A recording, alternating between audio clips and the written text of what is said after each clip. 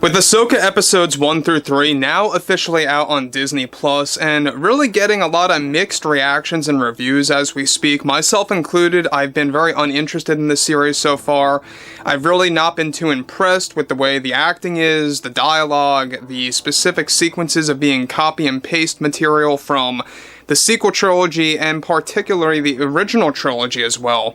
However, on top of this, we know that there's a lot of things happening over at Lucasfilm, and it all roots back to Bob Iger. We're going to be covering exactly what's been going on with AHSOKA, and specifically why Disney canceled the series from moving forward.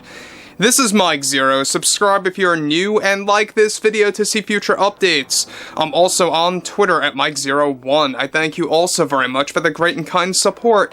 And let's get right into the subject, shall we? Now, look, we know that everyone has their opinion and everyone is, catered to their own opinion. That's fine. And that's all welcome, by the way, below in the comments, and I respect it. But myself, I can only say how I feel. I can only say what's going through my mind. And so far, AHSOKA really is not working for me. It really just is not.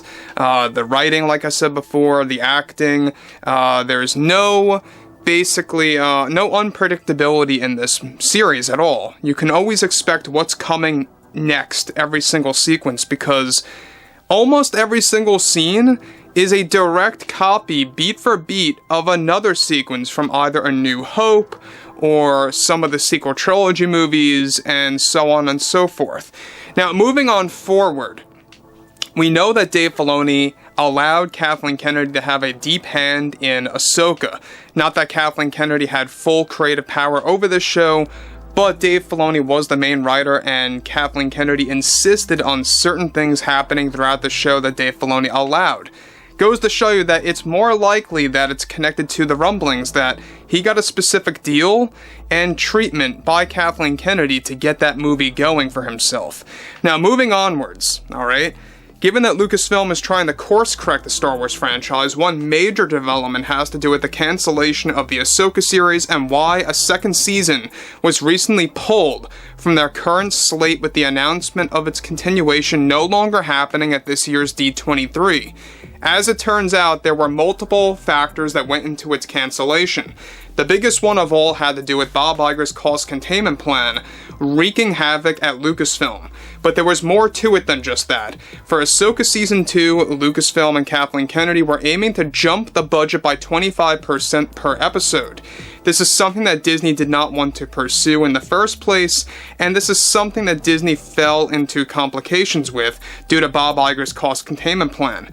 In addition to that, Disney has not been impressed with AHSOKA's numbers so far behind the scenes, and even ordered Kathleen Kennedy to make a statement to the growing number of critics that it's the best show ever received to the audience. Instead of Lucasfilm moving ahead with Season 2, they are now only going to continue the AHSOKA story through Dave Filoni's 2026 Star Wars movie that is to begin filming throughout 2025. Now guys, let me just stop here quick before I get to the next big piece about all of this, is that we know that AHSOKA is going through a lot of trouble right now. There's a lot of fans that are either very unhappy with the show, other fans are very much impressed with the series.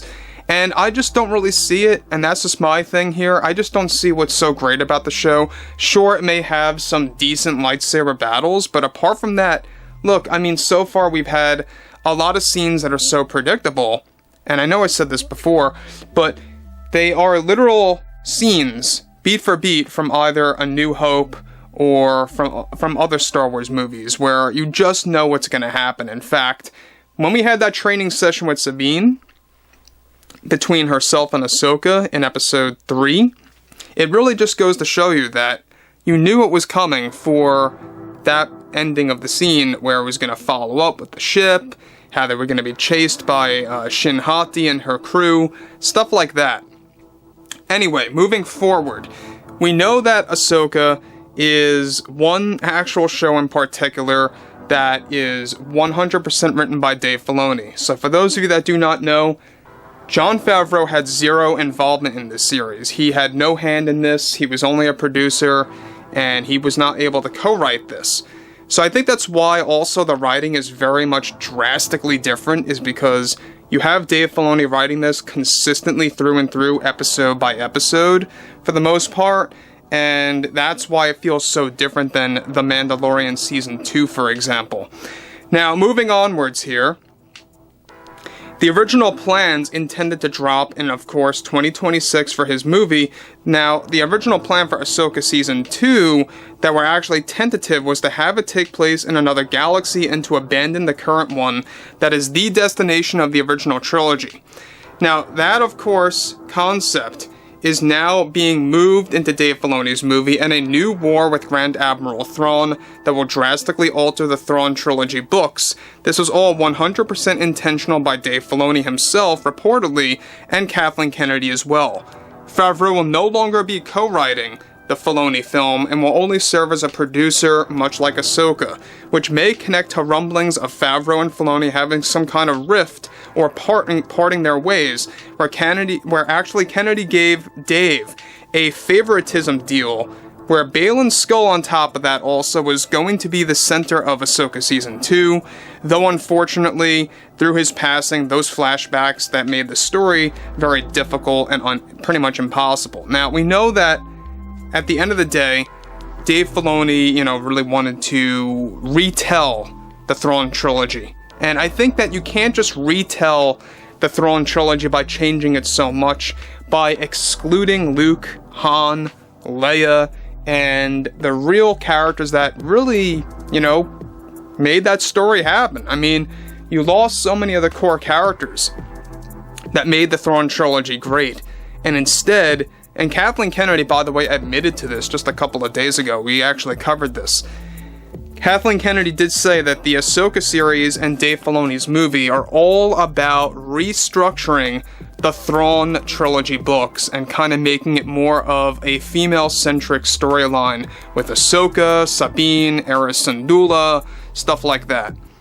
Instead, you don't have no Luke, you don't have no Han or Leia, and anything like that. Now, at the very minimum, they could have at least had them have some kind of a hand in the storyline, but no.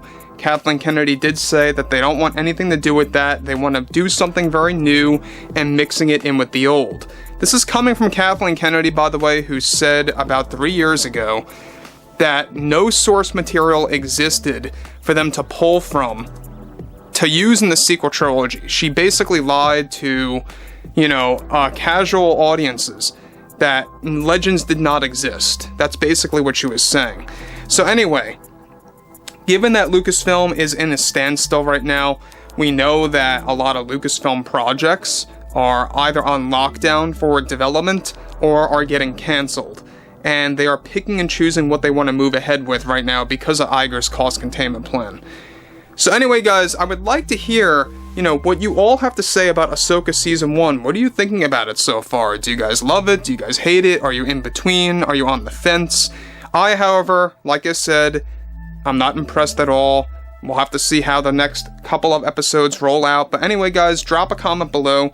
Fill me in below in the comments what you all have to say about this. And if you guys did enjoy the content for today, make sure to drop a thumbs up on this video to support the channel. And I will catch you guys later.